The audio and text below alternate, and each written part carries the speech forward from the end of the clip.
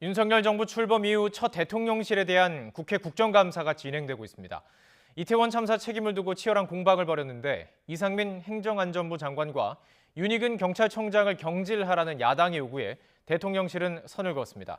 국회 취재기자 연결하겠습니다. 엄윤주 기자. 네, 국회입니다. 이태원 참사로 한 차례 연기됐었죠. 대통령실 국정감사 오늘 진행이 되고 있는데 쟁점을 좀 설명해 주시죠. 네, 예상대로 지난달 29일 발생한 이태원 참사와 관련한 대통령실의 책임 공방이 줄을 이뤘습니다.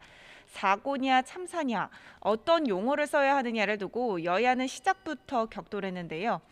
국민의힘은 용어까지 정쟁의 대상으로 삼는 민주당의 발언이 지나치다고 지적했고, 야당인 민주당은 사고라는 표현은 쓰면 안 된다는 입장을 고수했습니다. 민주당은 또 이태원 참사와 관련해 이상민 행정안전부 장관과 윤익은 경찰청장 경질을 촉구했는데, 일단 김대기 대통령 비서실장은 아직 사의를 논할 때가 아니라고 거듭 선을 그었습니다. 들어보겠습니다. 책임은 말이 아니라 행동으로 지는 것이라고 생각합니다. 실장님, 총리, 그리고 장관, 경찰청장 등 내각의 구성원 중에 대통령께 사의를 표명한 사람이 있습니까? 아직은 없습니다. 네. 그럼 대통령실 참모진 중에는 사의를 표명하신 분이 있습니까? 아직은 없습니다.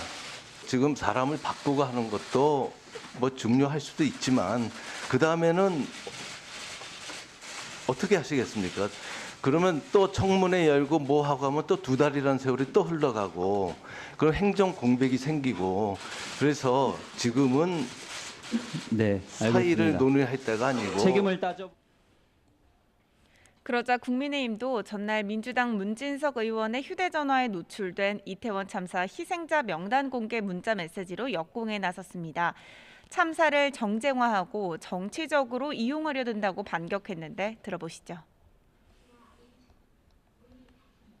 유가족과 접촉을 하든 모든 수단 방법을 동원해서라도 참사 전체 희생자 명단, 사진, 프로필 확보해서 당 차원에서 공개하고 추모 공간 마련해야 된다는 내용입니다. 슬픈 좀 비통한 이런 참사 사건이 그 정치적인 이 쟁점이 되지 않았으면 하는 마음입니다. 국회는 정치는 왜 존재하는 것입니까? 사고가 난 그 다음 날부터 이 모든 것을 정치적으로 이용하려고 하고 국정조사나 이런 모든 것들도 정쟁으로 몰아가려고 하고 있습니다. 이 밖에도 문재인 전 대통령의 풍산계 파양 문제, 대통령실 이전에 따른 경찰 인력 배치 등 각종 현안을 두고 공방을 벌이고 있습니다. 이런 가운데 이태원 참사 국정조사를 둘러싼 여야의 입장차도 여전합니다. 민주당은 오늘까지 국민의힘의 태도 전환을 기다려보겠다고 압박했지만 국민의힘은 현 시점에선 수용할 수 없다고 밝혔습니다. 네, 그리고 내년도 예산안 심사를 놓고도 여야의 신경전이 불붙는 모습이죠. 네, 오늘 여야 모두 당의 정책 결정을 총괄하는 정책위의장이 기자회견을 열고 내년도 정부 예산안 심사 방향을 밝혔습니다. 먼저 국민의힘 성일종 정책위의장은 내년도 예산안과 관련해 민생, 약자, 미래를 심사의 3대 축으로 설정하고 5대 분야에서 20대 주요 증액 사업을 선정했습니다. 대표적으로 금융 취약계층 지원과 4대 민생범죄 피해 지원, 복지 사각지대 예산 등을 대폭 확대하겠다고 약속했습니다.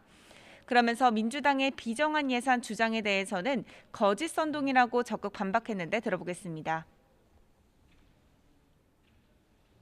윤석열 정부의 민생 약자를 위한 사회복지 분야 전체 예산은 올해보다 10조 9천억이 증가를 했습니다. 하지만 민주당은 특정 사업 예산을 줄였다는 거짓 선동을 지속하고 있습니다. 반면 민주당 김성환 정책위의장은 노인 일자리 삭감 등에 대해 이른바 팩트체크를 하자며 여당의 끝장 토론을 제안했는데 들어보겠습니다. 국민의힘 측에 정식으로 제안합니다. 소위 팩트체크를 갖고 끝장 토론을 하든지 해서 국민들이 무엇이 더 민생 경제를 살리는 데 도움이 되는지에 대해서 민주당은 또 세법 개정과 관련해서는 영업이익 3천억 원 이상 초대기업의 법인세 최고세율을 22%로 낮추거나 주식 양도세 비과세 기준을 100억 원으로 높이는 건 양보할 수 없는 마지노선이라고 강조했습니다.